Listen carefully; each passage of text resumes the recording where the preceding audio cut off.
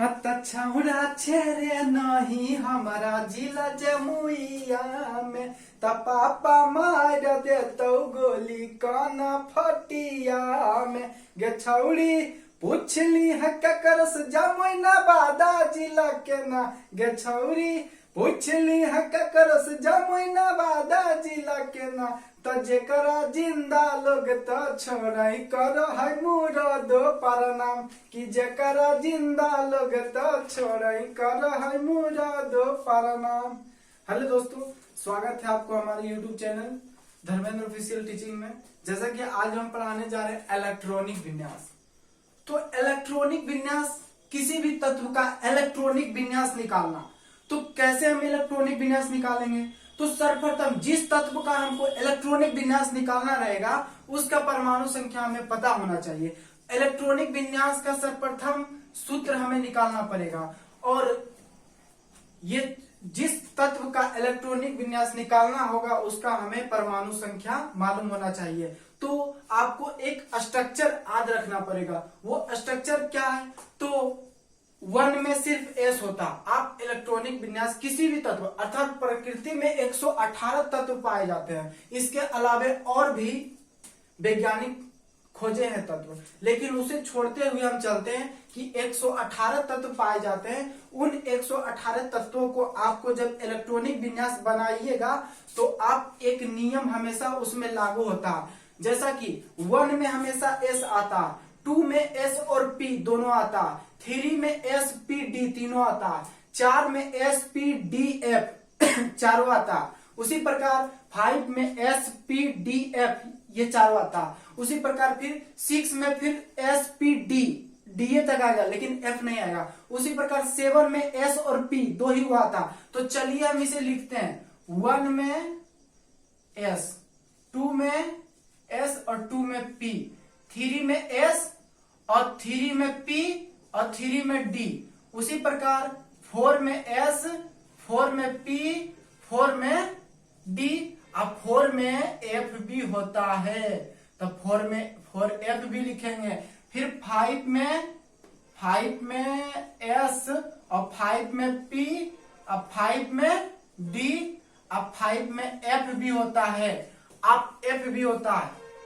उसी प्रकार 6 में S, 6 में P होता और 6 में D होता, ये 3 चीज होता। उसी प्रकार 7 में S और 7 में P ये दो ही होता।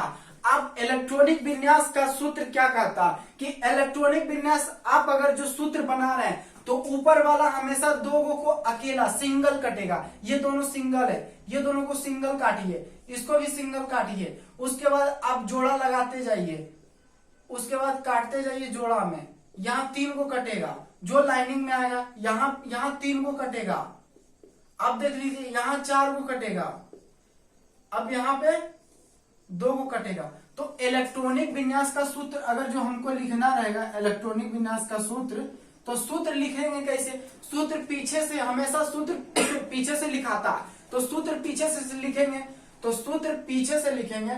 आप एक सवाल है, आपको जानना बहुत जरूरी है इसके लिए कि यहाँ पे 1S है तो हम 1S2 लगाएंगे। क्यों लगाएंगे? क्योंकि S ब्लॉक में, आप S ब्लॉक पढ़िएगा तो उसमें घरों की संख्या अधिकतम 1 होती है, जिसमें कि 2 इलेक्ट्रॉन को हम इसमें रख सकते हैं। S ब्लॉक में घरों की संख्या 1 होती है और इसमें एक नेगेटिव और दूसरा पॉजिटिव को रख सकते हैं। उसी प्रकार P ब्लॉक में घरों की संख्या 3 होती है, तो 3 घर है तो 6 इलेक्ट्रॉन सब में 2 एक नेगेटिव एक पॉजिटिव, 2 इलेक्ट्रॉन रहेगा। उसी प्रकार आप देख लीजिएगा कि डी ब्लॉक है तो डी ब्लॉक में घरों की संख्या 5 होती है, 1 2 3 4, 1 2 3 4 1 5, तो 2 इलेक्ट्रॉन रहेगा तो 10। इसलिए लिखते हैं इसको D10 लिखते हैं, 10 लिखते हैं यहाँ पर, यहाँ 6 लिखते हैं, यहाँ 2 लिखते हैं। उसी प्रकार F ब्लॉक में घरों की संख्या 7 होती है तो F ब्लॉक में घरों की संख्या हमारी 1 2 3 4 5, 1 2 3 4 5 6 और 1 इधर दे दीजिए 7। तो 2 इलेक्ट्रॉन सब में भरिएगा तो इसमें 14 इलेक्ट्रॉन भराएगा। ये एक नेगेटिव दूसरा पॉजिटिव, एक पॉजिटिव दूसरा नेगेटिव, एक पॉजिटिव दूसरा नेगेटिव, एक पॉजिटिव दूसरा नेगेटिव, एक पॉजिटिव दूसरा नेगेटिव, एक पॉजिटिव दूसरा नेगेटिव, एक पॉजिटिव दूसरा नेगेटिव। इस प्रकार आप भरिएगा तो 14 इलेक्ट्रॉन यहाँ होगा, तो 14 F14 लिखते हैं। यही कारण है कि यहाँ 2 इलेक्ट्रॉन रहता है तो 1s2 लिखते हैं, और पी ब्लॉक में 3 घर 6 इलेक्ट्रॉन रहता है तो p6 लिखते हैं, और डी ब्लॉक में 5 घर होता है तो इसमें d10 लिखते हैं, चूंकि 10 इलेक्ट्रॉन ये रख सकता। उसी प्रकार एफ ब्लॉक में घरों की संख्या 7 होती है, इलेक्ट्रॉन 14 रहता है, इसलिए F14 लिखते हैं। तो इसमें आप लोग का डॉट नहीं होना चाहिए। अगला, चलिए अगला लेते हैं, हम लिखते हैं रासायनिक समीकरण का सूत्र लिखने के लिए इलेक्ट्रॉनिक विन्यास का सूत्र लिखने के लिए हमेशा पीछे की ओर से गिनती होती है। तो चलिए उठा लेते हैं 1s2, ये भी सिंगल है 2s2, उसके बाद 2p6 फिर यहाँ 3s2 3p6 4s2 3d10 4p6 5s2, तो यहाँ ले लीजिए 5s2। उसी प्रकार 5s2 यहां तक हो गया। अब यहां से शुरू होगा, हमेशा पीछे शुरू होता। 4d10, d है तो 10 लगाएंगे, 5p6 p है तो 6 लगाएंगे, 6s2 s है तो 2 लगाएंगे। उसी प्रकार 4f14 चूंकि f है तो 14 लगाएंगे, 5d10। उसी प्रकार 6p6 उसी प्रकार 7s2 उसी प्रकार 5f14 उसी प्रकार 6d10 उसी प्रकार 7p6। तो ये हमारा इलेक्ट्रॉनिक विन्यास का सूत्र हुआ। इस सूत्र से प्रकृति में 118 तत्व पाए जाते हैं। 118 तत्वों में से हम सभी का इलेक्ट्रॉनिक विन्यास इस सूत्र से निकाल सकते हैं। 118 परमाणु संख्या वाले का भी हम इससे निकाल सकते हैं। आप इन सब को जोड़िएगा, जितने भी 1s2 है 2 2 4 इस तरह अगर जो आप पूरा जोड़िएगा तो 118 होगा। अर्थात ये सूत्र यह बताता है कि प्रकृति में 118 तत्व है, उसका इलेक्ट्रॉनिक विन्यास इस सूत्र के अनुसार आपका निकल जाएगा। तो चलिए हम इस 300 तत्वों में से किसी एक तत्व, जोन तत्व उठाकर हम इसे मिटा देते हैं, इसका इलेक्ट्रॉनिक विन्यास निकालेंगे। तो प्रकृति में कुछ तत्व होते हैं जो कि अक्रिय होते हैं। जैसे हमारे अक्रिय होते हैं helium, neon, argon, krypton, xenon, radon. ये 6 तत्व प्रकृति में पाया जाता है जो कि अक्रिय होता है, अर्थात यह किसी से क्रिया नहीं करता। हीलियम गैस काफी हल्का होता है, ये अक्रिय है और ये गैस है और ये काफी हल्का होता है। ये हल्का होने के कारण इसका प्रयोग वायुयान के टायरों में भरा जाता है। उसी प्रकार दूसरा हमारा आ जाता है हीलियम, नियोन। ये नियोन भी ये अक्रिय गैस है। उसके बाद तीसरा आर्गन आता है। आर्गन गैस का उपयोग हमारे जो बल्ब होते हैं उसके अंदर भरा जाता है। उसी प्रकार helium, neon, argon, krypton, xenon, radon और भी 3 आगे है। तो किसी भी तत्व का हम इलेक्ट्रॉनिक विन्यास बनाएंगे। तो इलेक्ट्रॉनिक विन्यास मान लिया जाए मैग्नीशियम का बना रहे हैं, तो मैग्नीशियम का परमाणु संख्या 12 होता, तो इसका इलेक्ट्रॉनिक विन्यास 1s2 लिख सकते हैं। पहला 1s2, दूसरा 2s2, उसके बाद 2p6 3s। अब क्या लिखें, 2 4 अच्छे 10 2 12। ये हो गया मेरा हो गया। ये मैग्नीशियम का इलेक्ट्रॉनिक विन्यास हो गया।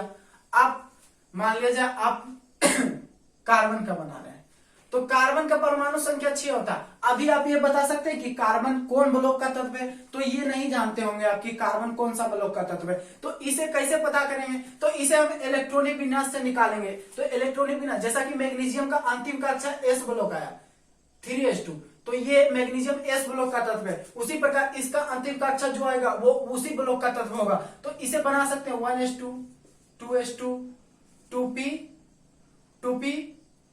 2p2 यानी 6 है। तो ये कार्बन हमारा P ब्लॉक का तत्व है। तो इसका इलेक्ट्रॉनिक विन्यास इस प्रकार हम लिख सकते हैं। उसी प्रकार हम फेरस का बनाते हैं। तो फेरस का 26 होता, तो लिख सकते हैं 1s2 2s2 1s2 2s2 2p6, उसके बाद 3s2 3p6 4s2, उसके बाद 3d। तो आप गिनती कीजिए, 26 से आगे नहीं जाना, 26 से तक में रहना। 1s2 2s2 2p6 3s2 3p6 4s2। तो गिनिए 2 2 4 6 10 2 12 6 18 2 20 और 6 26, तो 3d6। और ये हमारा डी ब्लॉक का तत्व है। तो फेरस हमारा डी ब्लॉक का तत्व है। उसी प्रकार और भी हम ले लेते हैं,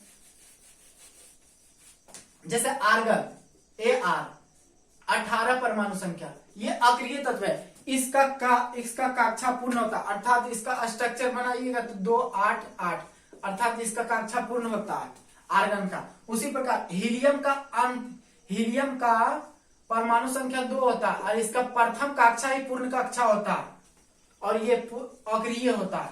अब इसका हम इलेक्ट्रॉनिक विन्यास अगर जो बनाएंगे तो 1s2 2s2 2p6 3s2 3p6 2 2 4 6 10 2 12 6 18, ये पी ब्लॉक का तत्व है। आर देखिए इसका पूर्ण है ना, ये पूर्ण है, 3p6 ये पूर्ण है, तो ये किसी से अभिक्रिया नहीं करेगा, अर्थात यह पूर्ण कक्षा का इलेक्ट्रॉन है, ये पी ब्लॉक का तत्व है। उसी प्रकार अब निकेल का बनाइए Ni, निकेल का 28 होता है, निकेल का 28 होता है, तो 1s2 2s2 2p6 3s2 3p6 4s2 और 3d जोड़ लीजिए, लास्ट में 8 बचता, तो 28 3d 10।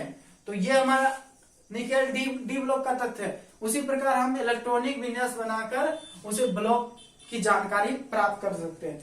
इस प्रकार हम किसी भी तत्व का इलेक्ट्रॉनिक विन्यास इस सूत्र से निकाल सकते हैं, चाहे उसकी परमाणु संख्या 80 हो 85 हो 90 हो 118 हो, वो सारे तत्वों का ये इस सूत्र से निकल जाएगा।